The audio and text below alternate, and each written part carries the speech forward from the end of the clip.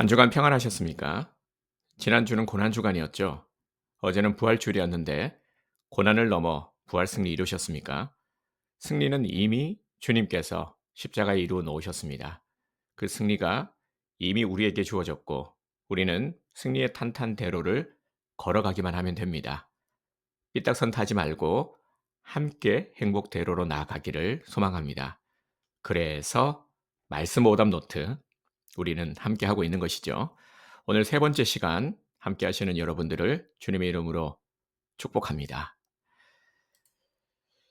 네, 기독교만 기도를 하는 걸까요? 다양한 종교들이 있고 또 저마다의 다양한 기도 방법들이 있죠.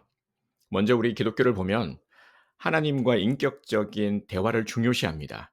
그래서 형식을 그렇게 중요하게 여기진 않습니다. 어떤 분들은 누워서 기도하는 게 편하다 하시더라고요. 그러다가 주님과의 깊은 교제 속으로 빠져들기도 하는데 주로 손을 모으거나 또 손을 들어서 기도를 하기도 합니다. 마지막은 반드시 예수님의 이름으로 기도드립니다. 이렇게 마무리를 하죠. 천주교를 보면 정해진 기도문과 전례를 중요시합니다. 형식도 상당히 중요하게 여기죠. 그래서 성호, 십자성호 긋는 것 아마 다들 많이 보셨을 겁니다. 이 성호를 긋는 것으로 시작과 끝을 알리고 성모 마리아나 성인들에게 정구를 청하는 대신 빌어 달라는 기도 이것이 포함이 됩니다. 그리고 불교를 보면 신에게 비는 것보다 자기 수양과 깨달음을 중요시합니다. 합장을 하고 절을 하는 108배, 불경을 외우는 독경, 그리고 마음을 비우는 참선 같은 방법으로 기도를 합니다. 이슬람교, 이슬람교도 기도를 정말 열심히 합니다. 유일신인 알라에 대한 절대 순종과 의무를 강조하죠. 그래서 살라트라 불리는 기도를 하루 5번 하고요. 정해진 시간에 수행을 합니다. 반드시 성지 메카를 향해야 하고 서기, 허리 굽히기, 절하기 등 아주 엄격하게 정해진 신체 동작을 반복합니다. 이렇듯 모든 종교들이 기도를 하고 있고 또 열심히 합니다. 기독교보다 기도를 더 열심히 하는 종교들도 정말 많습니다. 물론 오늘 이 시간에는 기도에 관한 말씀 오답 노트를 우리가 중심으로 함께 살펴볼 텐데요. 이 시간을 통해서 응답 없음으로 단정했던 우리의 기도 습관이 지양되고 분별할 수 있는 눈이 열려지기를 기대합니다. 네, 저의 기도 오답 노트를 하나 소개하자면 사춘기 시절 좋아하는 누나가 있었는데 갑자기 말하려고 하니까 좀 쑥스러워지네요. 네, 제가 그 누나와 친해지기 위해서 아주 기도를 열심히 했습니다. 평소 그 누나는 예쁜 편지지에 공부 열심히 하라고 손편지를 써 주기도 하고 또 때마다 선물을 챙겨 주기도 하고 저에게 있어서는 정말 천사 같은 누나였죠. 교회 가는 것이 얼마나 설레고 즐겁든지 네. 그 누나는 분명 교회 누나였습니다. 이때만 해도 학생들이 주도적으로 하는 일들이 참 많을 때였습니다. 문학의 밤 준비도 하고 일일 찻집 같은 것도 하고 말입니다. 교회 가는 발걸음이 늘 즐거웠죠. 그런데 말입니다. 알고 봤더니 내 친구도 이 누나를 좋아했고 그 친구는 영화까지 봤다라는 것 아니었겠습니까? 제가 그 사실을 알고는 너무나도 큰 충격을 받은 것이죠. 그 누나와 좀 더 가까워질 수 있게 해 달라고 열심히 평소 기도를 하고 있었는데 내 친구는 더 기도를 열심히 했는지 그 누나와 더 가까워 보였기 때문입니다. 영화까지 봤으니 말입니다. 그때부터 하나님께 따지기 시작했죠. 아니 왜 내 기도는 안 들어 주시냐고 말입니다. 네, 제가 기도 에피소드를 생각하다가 제일 먼저 떠오른 기억입니다. 우리의 신앙 여정 가운데 단단해지지 못했을 때의 오답 노트가 다들 있지 않습니까? 히브리서 5장 12 절에서 14절 말씀을 제가 다시 한번 읽어 드리겠습니다. 때가 오래되었으므로 너희가 마땅히 선생이 되었을 터인데 너희가 하나님의 말씀의 처보에 대하여 누구에게서 가르침을 받아야 할 처지이니 단단한 음식은 못 먹고 젖이나 먹어야 할 자가 되었도다. 아멘. 어릴 적 철없을 때를 돌아보면 네, 싱긋 웃게 되는 기억도 있지만 부끄러운 기억도 있지 않습니까? 사람이 잘하지 못하는 것만큼 어리석음도 없을 겁니다. 특히 신앙에 있어서 우리는 계속 자라가야 합니다. 성숙됨이 주는 여유와 깊은 평안함, 그리고 자유함의 기쁨을 함께 누리기 원합니다. 그래서 이 시간에도 성경 읽기를 통한 자기 읽기를 계속 해 나가기 원합니다. 기도를 하다가 오히려 좌절하는 경우의 대부분은 성취와 응답을 구분하지 못하는 데서 시작이 됩니다. 그러면 우리는 먼저 가장 근본적인 질문을 다시 한번 던져보도록 하겠습니다. 하나님은 왜 내 기도는 안 들어주시는 걸까요? 우리가 신앙생활을 하면서 딜레마를 경험하게 됩니다. 여러 가지 이유가 있겠지만 가장 많은 경우는 하나님에 대한 오해, 말씀에 대한 오해입니다. 그래서 우리가 말씀 오답 노트를 함께 하고 있는 것이죠. 따라서 기도에 있어서도 하나님에 대한 오해를 먼저 해결해야 합니다. 우리가 삶을 살아가면서 겪게 되는 어려움이 관계의 어려움이죠. 관계를 해치는 가장 큰 요인이 무엇입니까? 오해입니다. 주로 어떨 때 오해가 생깁니까? 그렇죠. 소통의 부재 때문입니다. 사실 소통만 잘 되면 오해가 잘 안 생기고요. 그럼 생겼다고 해도 큰 문제로 불거지지 않습니다. 하나님은 왜 내 기도는 안 들어주시나? 이에 대한 문제도 여기에서 그 원인을 찾아볼 수가 있습니다. 에베소서 1장 17절 말씀을 보면 우리 주 예수 그리스도의 하나님, 영광의 하나님께서 지혜와 계시의 정신을 너희에게 주사 하나님을 알게 하시고. 네, 말씀 한 절 더 보겠습니다. 마태복음 7장 9 절에서 11 절. 너희 중에 누가 아들이 떡을 달라 하면 돌을 주며 생선을 달라 하면 뱀을 줄 사람이 있겠느냐? 너희가 악한 자라도 좋은 것으로 자식에게 줄 알거든. 하물며 하늘에 계신 너희 아버지께서 구하는 자에게 좋은 것으로 주시지 않겠느냐. 아멘. 일단 하나님을 알아야 하고 아는 만큼 깊은 대화를 나눌 수 있게 됩니다. 하나님과의 대화가 일방적인 말만 한다면 대화라고 할 수가 없겠죠. 당연히 전달도 안 되고 어떠한 피드백도 기대할 수가 없습니다. 성취와 응답은 다릅니다. 우리가 원망하는 이유 중 하나는 소원 성취와 응답을 구분하지 못하기 때문입니다. 예를 들어서요. 아들이 아빠에게 사무라이 영화를 보고 나서 나도 진짜 칼을 사 달라고 요청을 합니다. 칼이 너무 멋있어 보이고 갖고 싶으니까요. 그러면 아빠는 어떻게 할까요? 진짜 칼을 사줄 수 없는 이유를 설명해 주겠죠. 아들의 마음을 이해하지만 아들에게 전혀 유익이 되지 않고 줬을 때 오히려 해가 될 수 있기 때문에 아들을 사랑하는 마음으로 설명을 해 줍니다. 하나님은 우리가 어떤 사람과 친한지, 누구의 말에 더 귀를 기울이는지, 심지어 어떤 길을 자주 다니고 어떤 습관을 가지고 있는지도 다 아십니다. 우리의 머리털까지도 헤아린 바 되신 하나님 아니겠습니까? 그 누구보다도 나를 지으신 주님께서 나를 가장 잘 아시는 것이죠. 하나님은 자신의 응답이 우리들에게 가장 잘 전달될 수 있는 방법이 무엇이며 또 누구를 통해서 전달할 때 효과적인지도 잘 알고 계십니다. 그렇기에 우리에게 필요한 것이 바로 분별입니다. 분별의 지혜가 필요합니다. 이것 한 가지 먼저 기억했으면 좋겠습니다. 응답받지 않은 기도는 없습니다. 하나님께서 왜 우리의 기도를 안 들어주시겠습니까? 하나님은 우리의 기도를 늘 언제나 듣고 계십니다. 칼을 달라는 아이에게 사줄 수 없는 이유를 설명해도 아이가 잘 듣지 않는 경우가 많죠. 계속해서 때를 씁니다. "이건 위험한 거야. 다칠 수도 있어." 그런데 아이는 그 그런 말을 안 들으려고 하죠. 왜냐하면 어떻게든 갖고 싶으니까요. 빨리 갖고 싶으니까. 듣고 싶은 말만 들으려고 하면은 들을 수 없습니다. 그런데 우리가 말씀을 들을 때도 그렇고 우리가 기도의 응답을 기다릴 때도 마찬가지죠.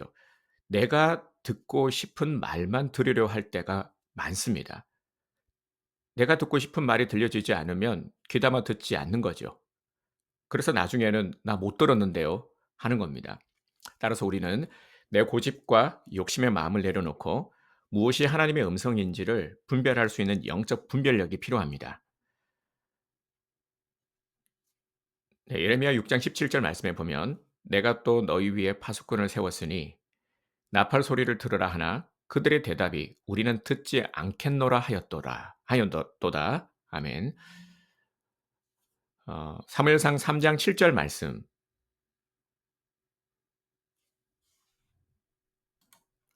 네, 사무엘상 3장 10 절입니다. 네, 7 절이 아니고 세 네 10절 말씀입니다. "여호와께서 임하여 서서 전과 같이 사무엘아 사무엘아 부르시는지라 사무엘이 가로되 말씀하옵소서 주의 종이 듣겠나이다 하니." 아멘.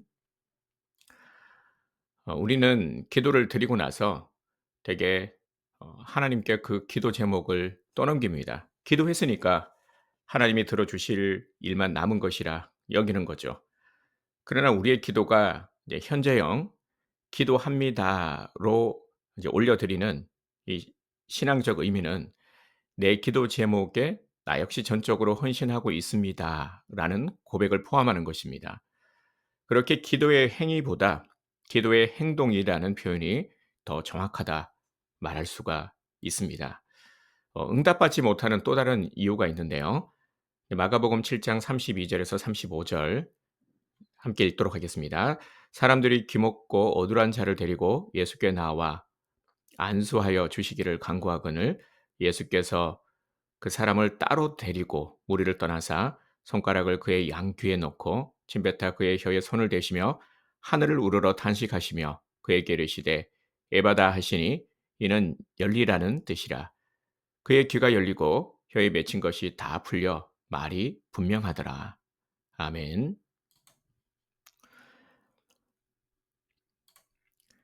기도했습니다가 아니라 기도합니다로 기도하는 이유는 기도의 진정성은 우리의 헌신을 전제로 합니다. 말만으로 드리는 기도라면 과연 진정성이 있다 할 수 있을까요? 내가 하나님이라면 어떤 기도를 들어주고 싶을까요? 저는 이 방법이 상당히 좋은 방법이라고 생각합니다. 내가 하나님이라면 지금 나의 모습을 어떻게 보고 계실까? 내가 하나님이라면 내 기도, 지금 내가 드리는 기도를 과연 들어주고 싶으실 들어주고 싶으실까? 우리 한번 생각해 보면 좋을 것 같습니다. 네, 우리가 기도해야 하는 이유는 너무나도 분명하죠. 기도는 현재의 필요를 채워 줍니다. 성경에도 말씀하고 있는 것처럼 우리 삶에 있어서 실질적으로 필요한 것들 일용할 양식도 구하라 말씀하셨고요. 그리고 구체적인 필요를 아랠 것을 말씀하셨습니다. "악한 자라도 좋은 것으로 주 자식에게 줄 줄 알거든 하물며 하늘에 계신 너희 아버지께서 구하는 자에게 좋은 것으로 주시지 않겠느냐." 네, 구하라 말씀하셨습니다. 그리고 때를 따라서 돕는 은혜를 약속하셨죠. 이렇듯 우리의 삶에 있어서 네, 현재 우리가 필요로 하는 것들도 우리가 당연히 구해야 얻는 것입니다. 구하지 않고 받는 것은 복이 아니죠. 하나님께서 주시는 은혜, 하나님께서 주시는 복은 반드시 구해서 얻은 것을 우리가 그렇게 복이라 인식해야 하는 것입니다. 또 기도로 과거의 죄를 지울 수 있습니다. 이것도 기도해야 하는 아주 중요한 이유가 되는데요. 네, 누가복음 11장 4 절에 보면 "우리가 우리에게 죄 지은 모든 사람을 용서하오니 우리의 죄도 사하여 주시옵고." 아멘. 나와 다른 사람, 나와 하나님의 관계 가운데 해결해야 되는 문제, 네, 죄의 문제, 특히 이 과거에 지은 죄가 우리의 발목을 잡는 경우가 정말 많습니다. 네, 그래서 이 과거에 지은 죄를 해결해야 앞으로 나아갈 수 있죠. 이 발목을 잡는 것을 해결을 해야, 이것을 끊어내야 앞으로 나아갈 수 있습니다. 숨통도 트이게 되고요. 삶을 우리가 살아갈 수가 있는 것입니다. 그래서 용서와 회개의 기도는 과거를 정리하는 가장 탁월한 기도입니다. 또한 기도를 통해서 미래의 죄를 예방할 수가 있습니다. 우리 주기도문 할 때 시험에 들게 하지 마시옵고 이렇게 기도를 하죠. 근데 마태복음 26장 41 절에 보면 시험에 들지 않게 깨어 기도하라. 마음에는 원이로되 육신이 약하도다 하시고. 아멘. 우리는 예수님이 베드로에게 하신 말씀을 주목할 필요가 있습니다. 시험에 들지 않게 깨어 기도하라 하는 이 예수님의 말씀은 시험에 들기 전에 깨어 기도하라 하는 의미로 이해할 수가 있죠. 우리는 자주 시험에 든 후에야 정신 차리고 기도하려고 할 때가 많습니다. 외양간 읽고 어 소 읽고 네 외양간을 고치는 경우가 많죠. 저도 물론 그렇습니다. 어 가장 지혜로운 사람은 늘 평안함을 유지하는 자죠. 지혜로운 사람을 어떻게 알 수 있느냐? 지혜로운 사람은 늘 평안함을 유지합니다. 저는 네 정말 그렇게 말하고 싶습니다. 평안함을 유지하는 자, 가장 지혜로운 사람은 미리 기도하는 사람입니다. 그래서 미리 기도하는 사람을 당해낼 수는 없는 것이죠. 기도를 통해서 미래의 불안 요소를 또한 제거할 수가 있습니다. 어 다만 악에서 구하시옵소서. 또 이렇게 우리가 기도를 하죠. 탈무드에 이런 얘기가 나옵니다. 지구를 휩쓸었던 대홍수 때 세상의 갖가지 동물들이 노아의 방주로 몰려들어서 구해 주기를 애원했습니다. 이때 선도 급히 방주로 달려왔으나 노아는 선이 배에 오르는 것을 허락하지 않았습니다. "나는 짝을 갖춘 자만을 태운다."라고 하면서 냉정하게 이 선을 박대했습니다. 그래서 선은 눈물을 머금고 다시 숲으로 돌아가서 자기의 짝이 될 상대를 찾았습니다. 마침내 선이 찾은 이 상대는 악이었죠. 그래서 이 악을 데리고 배로 돌아오게 되었는데 이때부터 선이 있는 곳에는 반드시 악도 있게 되었다라는 재미난 이야기입니다. 예수님이 제자들에게 기도를 가르치시면서 시험에 들게 하지 마시옵고 라고 기도하라고 하신 후에 이어서 다만 악에서 구하시옵소서라고 기도하라 말씀하셨습니다. 악은 죄와 아주 밀접한 관련이 있는데요. 예수님이 가르쳐 주신 기도의 3분의 1 이상이 죄와 관련된 기도이기도 합니다. 우리가 기도로 과거의 죄를 지우고 오늘을 산다면은 '미래의 죄를 지으면 어떻게 하나.'라는 불안한 마음이 들 때가 있습니다. 우리 본성 안에는 죄성이 늘 도사리고 있기 때문에 지금도 성령으로 덮여 있어서 보이지 않을 뿐이지만 늘 이 죄성이 우리를 주장하고 또 우리를 괴롭힐 때가 많습니다. 이것이 발현되어 표출이 되면 이 사고로 이어지게 되는 것이죠. 이런 불안감이 우리에게는 늘 있습니다. 그래서 영적 긴장을 하루도 단 한시도 늦출 수가 없는 것이죠. 제가 봐도요. 네 주변에서 신앙인들을 봐도 큰 소리 지르시는 분들이 있습니다. "나는 절대" 베드로처럼 "나는 절대로 주님을 부인하지 않습니다. 끝까지 다른 사람들은 그렇지 않다 할지라도 끝까지 목숨 걸고 주님을 따르겠습니다. 나는 신앙생활에 있어서 걱정하지 마. 나는 걱정하지 마. 나는 괜찮아." 이렇게 큰 소리 치는 사람들이 제일 위험한 사람들이죠. 우리 본성 안에는 늘 언제나 죄성이 다스리고 있고 주장하고 있다라는 것을 알고 항상 이 영적 긴장을 늦추지 않고 늘 깨어 기도해야 하는 것입니다. 자, 이런 우리를 위해서 예수님이 "다만 악에서 구하시옵소서."라는 기도를 통해서 미래에 대한 죄를 예방하도록 말씀하셨습니다. 네, 이런저런 우리가 이유들을 생각해 볼 때요. 우리가 기도해야 되는 이유는 너무나도 분명합니다. '기도하지 않고 살아갈 수가 있을까?' 여러분 어떻게 생각하십니까? 기도하지 않고 우리가 살아갈 수가 있을까요? 우리 안에는 늘 죄가 도사리고 있고 또 우리 주변에는 우는 사자처럼 호시탐탐 우리를 노리고 있는 약한 사탄 마귀가 있고 우리는 또한 한치 앞을 내다볼 수 없지 않습니까? 그렇기 때문에 우리는 주님을 의지하지 않을 수 없고 우리의 삶을 의탁드리지 않을 수가 없는 것입니다. 주님께서 책임져 주시는 삶을 살아갈 때 평안의 삶을 살아갈 수가 있습니다. 그래서 우리는 주님이 가르쳐 주신 기도대로 어린아이와 같이 그렇게 기도해야 하는 것입니다. 기도해야 또 분별하며 삶에 있어서 우리가 이제 맞설 수 있는 힘을 얻게 되는 것이죠. 그래서 오늘 강의의 마지막은 이 주님이 가르쳐 주신 기도로 마치려고 합니다. 그래서 함께 우리 주님이 가르쳐 주신 기도를 우리가 함께 드리면서 오늘 강의를 마치도록 하겠습니다. 이렇게 녹화를 이제 처음 하다 보니까 무지 빨리 강의가 끝난 것 같습니다. 자, 함께 기도드리겠습니다. 하늘에 계신 우리 아버지여, 이름이 거룩히 여김을 받으시오며 나라가 임하시오며 뜻이 하늘에서 이루어진 것 같이 땅에서도 이루어지이다.